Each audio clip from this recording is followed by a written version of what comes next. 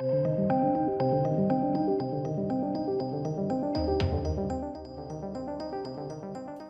ladies and gentlemen, Thor Love and Thunder has done reasonable at the global box office, to be honest.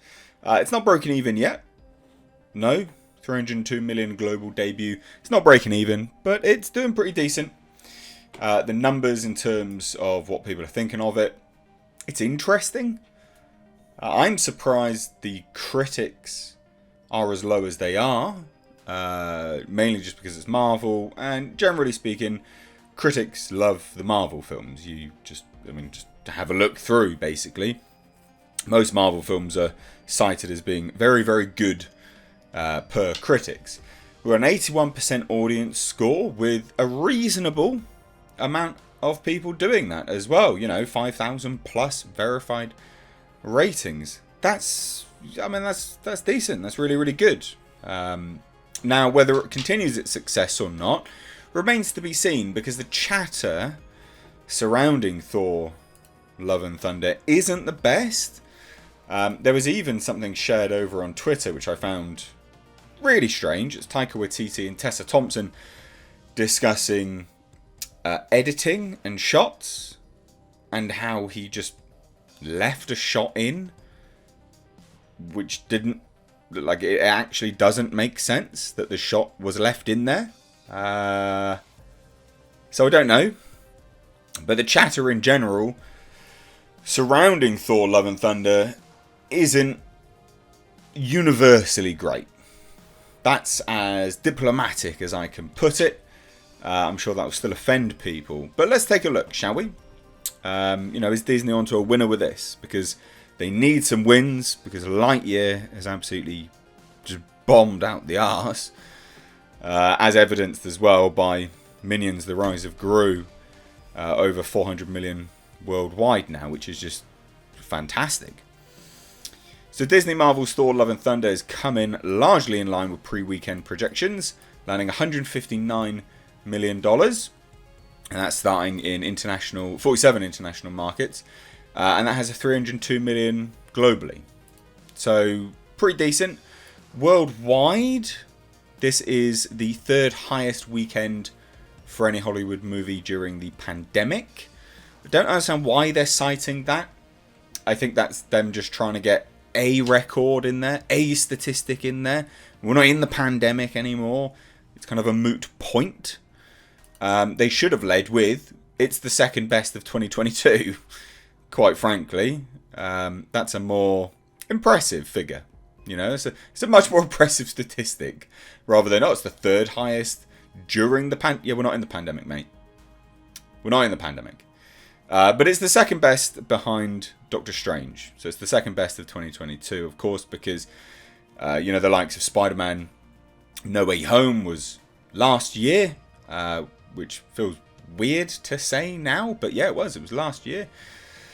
And of course, that absolutely obliterated all of this stuff out the arse. So, it is what it is. On a like-for-like basis, though, Thor and the gang scored the 11th best MCU debut of all time globally. That's really bad. That's really, really bad. That's not good at all.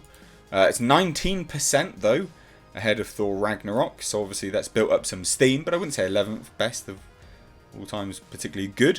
I would say, if you're looking at the trajectory of the Marvel Cinematic Universe, it is now on the decline if we're looking at it from a statistical basis. If the brand new films are only scoring the 11th best of the MCU debuts overall, then it does go to show that the interest is waning. Now, that means that, there's no snowball effect. They're not gaining momentum. They're not getting more and more and more and more and more. Obviously, we can't exponentially have that, but you also have to acknowledge that if it's only the 11th best now, and we're this deep into the MCU, then that snowball effect has started to, substantially slow down. Now, in overseas terms, this is the 9th best MCU launch. Now, I think that actually comes from multiple avenues. I mean, the fact that not every MCU movie is in every single market. So that's important. But that is 29% ahead of Ragnarok. So again, people are liking this movie substantially more than Thor Ragnarok. Now, they also said that it's the third highest international opening weekend posted by any Hollywood title. Again, of the pandemic, completely moot point. We're not in the pandemic anymore. Okay, we're just not. There will still be some people trying to cling on to that. I get it, but we're not. Stop it. The attitudes worldwide, might not be in the States, but the attitudes in most parts of the world is that it's done. Okay, so it's a completely moot statistic at that point. You're throwing that out there, and it's not impressive.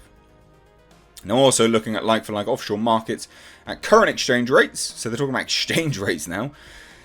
The Bow has Thor: Love and Thunder estimated to be 38% ahead of Top Gun, and 23% ahead of Jurassic World Dominion, and 32% ahead of below Doctor Strange 2. Strange, talking about exchange rates on that, but whatever, fine. Again, they're just trying to big it up. And this is what I mean. It's unusual that the critics have rated this so low when mainstream media is trying to big it up. I mean, these statistics are them genuinely trying to big it up as much as they possibly can. Third best of the pandemic era. No one cares. That's what is that as a... That's not... No. That's nothing. Very strange. Really, really strange that, critics, again, not liking it as much as what we would expect them to, and yet mainstream media is bigging it up as much as they are. Now, among the offshore highlights, the Taika Waititi directed Thor wielded the second best opening weekend during the pandemic in Australia. That's not that much of a stretch. They've been, on quite a severe lockdown. New Zealand and the Philippines. Again, New Zealand, massive lockdown there. So not a huge stretch. Now, they also mentioned third best in Brazil, Italy, and Thailand. Thailand has been hit very strict with the pandemic. I mean, they're pretty much open for business now, but they were sadly really, really hit. I mean, there were people walking around in hazmat suits and things like this. It was very, very strange. Very strange environment to be in. Now, they also talk about Korea leading the market with 15.3 million. Weird that it's done so well in Korea. I think I don't see. It's to me, it's strange that Koreans have an affinity for Thor: Love and Thunder. I would have expected more Western markets to have wanted to go out and watch Thor: Love and Thunder more than Koreans. Now, that's not any specific biases or anything like that thrown in there. It just, to me, the markets don't align as much as one would expect from the numbers here, but apparently so. The UK actually only took in $14.8 million. Australia at 13.8, Mexico 11.8, and India with 10.3. Now, that's actually really bad for India. India's a huge market, obviously predominantly Bollywood and things like that. And, their own internal, Bollywood internal movie structure. But they are a huge market. It is a booming market to be marketing to over there. I'm using the same bloody words here. But you get my drift. Like, India's massive. And it is very up and coming as an economic climate as well. So that's quite poor, I would say.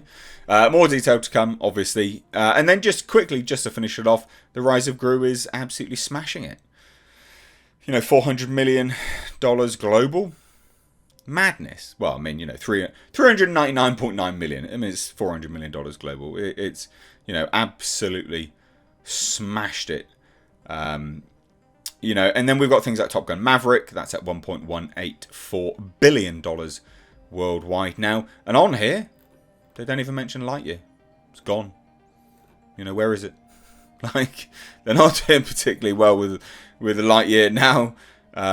So, Disney really did need that. Well, I mean, they will mention it if I can scroll down and down and down. And it's literally at the very end. And it's not doing very well at all. 4.9 million. 92.2 million international. I mean, it's not done well. Like, Lightyear is a complete flop. One of the actual surprise hits, though, was the Black Phone. Black Phone's done really well. For a small indie horror film sort of thing, done really, really well. So there you have it, Thor: Love and Thunder. maybe saving Disney a little bit here, but let me know what you think down below. Cheers, guys. Take care. Also, ladies and gentlemen, consider checking out my Teespring store. Supporting the channel via this way does go a long way. But also, not only that, you do get to wear some awesome merch. These are one-of-a-kind designs designed for me by my graphic designer. We, of course, have our Clown World line, which is in mugs, hoodies, t-shirts. We've got Space Jeebus. And then for something a little bit different, we, of course, have right down at the bottom right here, we have our Pulsar GTIR. Also, ladies and gentlemen, consider checking out and supporting my second channel, which is Car Nonsense. This is a vlog and car channel. You can find links to this in the description box, along with my Teespring. Please do consider supporting.